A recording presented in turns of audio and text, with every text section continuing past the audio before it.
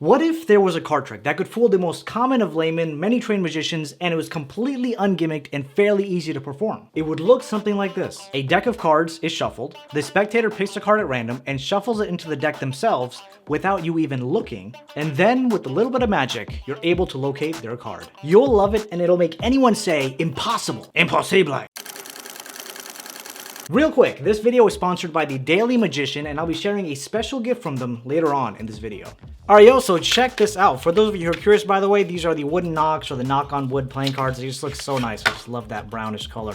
But anyway, we'll start off this card trick by giving the deck a quick little shuffle, and then I want you to select the card, but we'll do it this way, right? I'll put the deck down here, and I want you just to take off a small packet of cards from the top of the deck. So let's just say this many cards here. Take a look at that bottom card and memorize it, right? Now that you have that memorized, there's no way I know what this card is. I want you to shuffle up this packet in your hands. So now the card has to be lost somewhere in this packet. But let's take it a step further. I want you to now cut this deck that's on the table anywhere you'd like, put this packet somewhere in the center, and sandwich that in.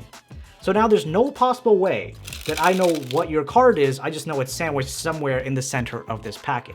I'm gonna give you the option. Do you wanna shuffle up the deck at this point?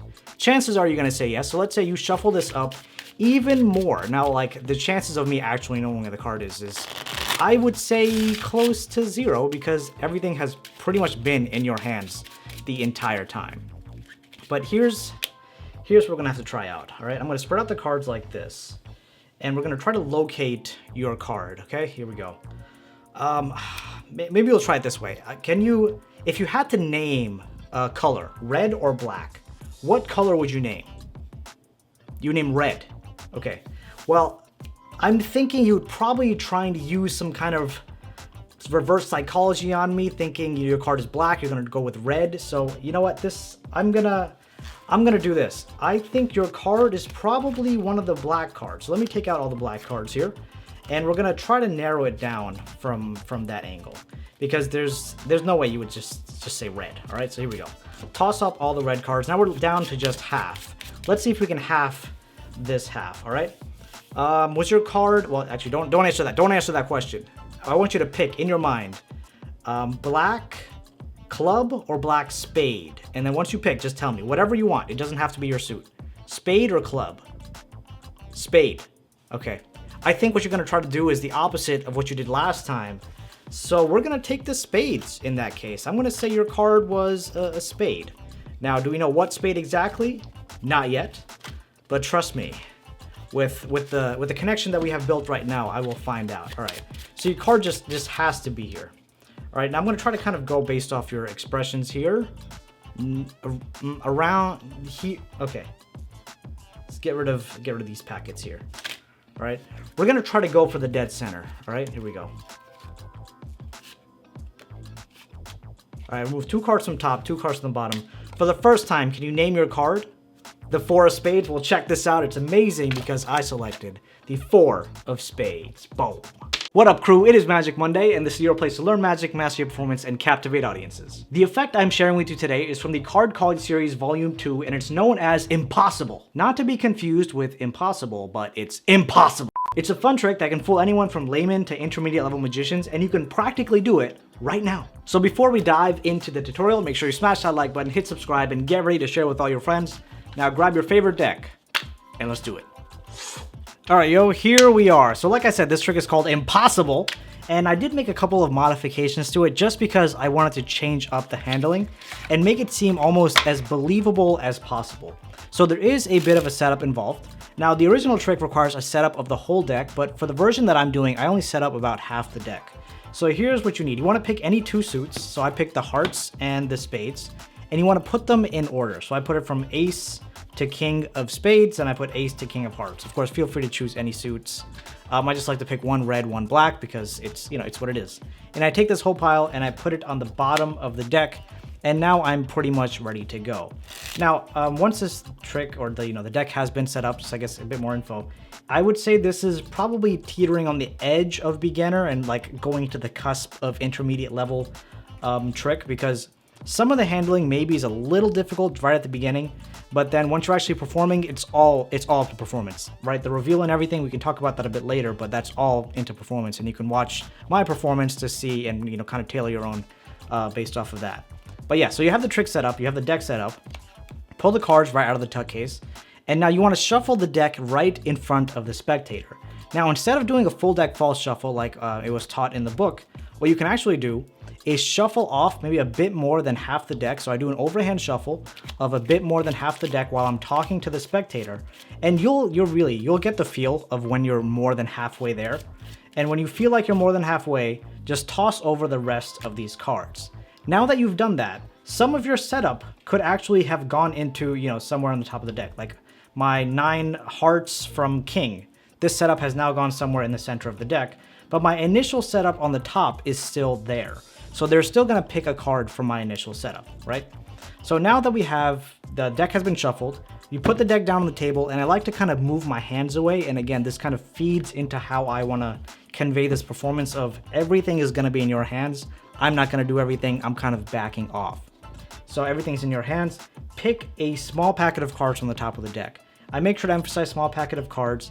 Chances are they're gonna pick somewhere between like 5 cards to 15 at the very most. So small packet of cards, let's just say this, pick this many. That's 1, 2, 3, 4, 5, 6, 7, 8 cards. All right, so they pick off this many cards, and now they're gonna take a look at the bottom card. When they're looking at this card, you of course have no idea what this card is, but maybe I'll get to that but in a second. So they take a look at this card, it's the Ace of Hearts, and they take a look at it, and once they're done, you could tell them, I want you to shuffle up that packet now, and I want this to be as fair as possible. So they shuffle up this packet in their hand, right? You just want to make sure they don't see the cards in the packet, but just when you're saying shuffle up the cards in your hand, with them having the cards face down like this, indicate or do this kind of gesture so that they kind of follow along and do that as well, right? And this kind of comes with practice into, you know, in doing your performances. So that's gonna be vital. Again, like I mentioned, this trick is gonna be heavily based on performance rather than technique. So this has been shuffled, their card's Ace of Hearts, but now you have no idea where it actually is in this packet, or you don't know what the card is.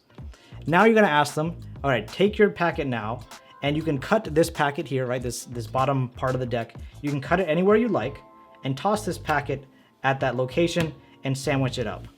So now at this point, right, you truly have no clue where their card is. Well, I guess you know it's somewhere in the center, but you have no clue exactly where it is, and you have no idea what the card is. But this is where the magic happens. So once the packet is here, I like to pick it up, and I tell the spectator, there's no way I know where your card is, and I give the deck a dribble. In this dribbling motion, I take a look at the top card. So I don't know if it'll come across easily on camera. Let me do this, I guess, a bit in slow motion. As I'm dribbling here, I slow down, and you can kind of see the King of Spades. Let me see if I can shift a bit more.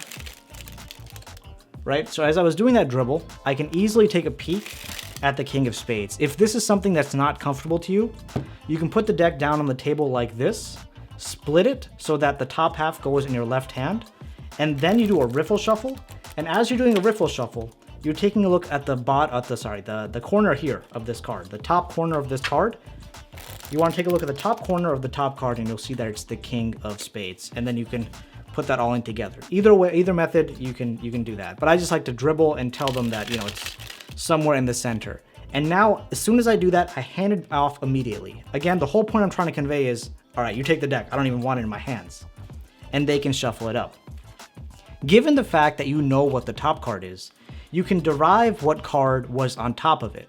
So my card was split, right? I had the Ace through King of Spades, and then I had Ace through King of Hearts. So I know behind the King of Spades was the Ace of Hearts. Now let's say I had the, let's say I had the Six of Hearts left here, right? And since I ordered it, Ace through King of Spades, Ace through King of Hearts, then I would know the card right above this would be the Seven of Hearts. So I would know their card is the Seven of Hearts.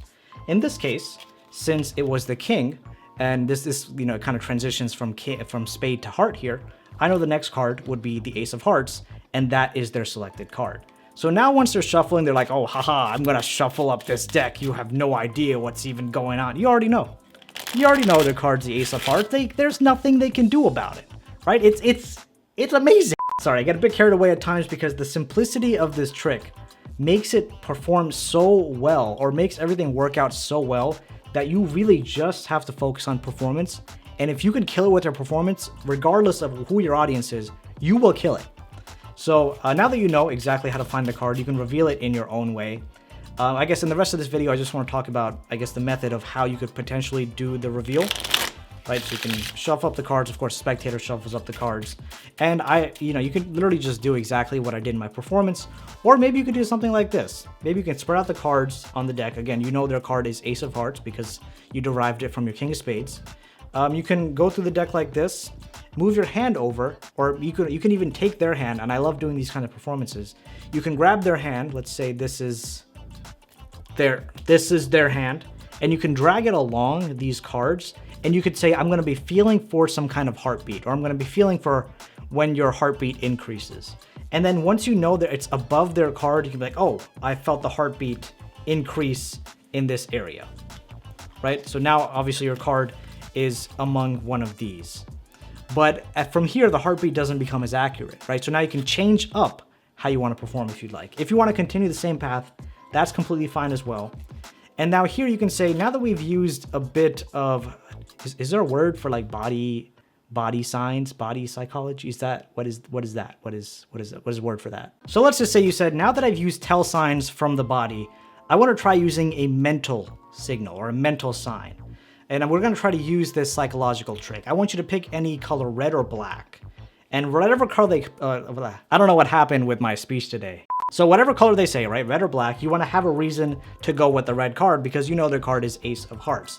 So if they said the color black, you can say, you're probably trying to throw me off by picking black because then obviously I would know your card is red. Or if they say red, then you can say, I think you're using maybe some kind of reverse psychology on me.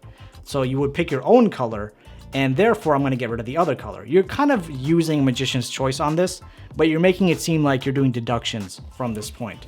So then you get rid of all the black cards, exactly how I did in my performance. Let's narrow this down. And then you're down to this. And again, you could do the same elimination using diamonds and hearts, right? So you end up getting the hearts, get rid of these. And whatever method you want to use, if you want to use magician's choice, you can lay out the cards face down. You can have them put their cards hands down, and they can be like, okay, let me try to, I don't know, let's try to test out your impulse. Whatever you want to do, really. The choice is completely up to you, and that's one of the things that I love about performances, is that there's so much that you can do on your own and just test out different things to see whatever works best. So that is impossible. You know where some of the best tricks are found, like those hidden gems? Inside magic books, which is exactly where I found this one. And if you want $2,879 worth of books, tricks, and more for free, make sure you check out the Daily Magician to instantly get access to 24 downloadable books to upgrade your magic. Whether you're into cards, coins, gambling, mentalism, they got something for you. And the fact that it's free, you really have nothing to lose and just everything to gain. And the link for it will be the first one in the description. So a big thank you to the Daily Magician for sending this over to me and letting me share this with all of you. And as always, a big shout out to my Patreon producers, and thank you, love you, see you soon.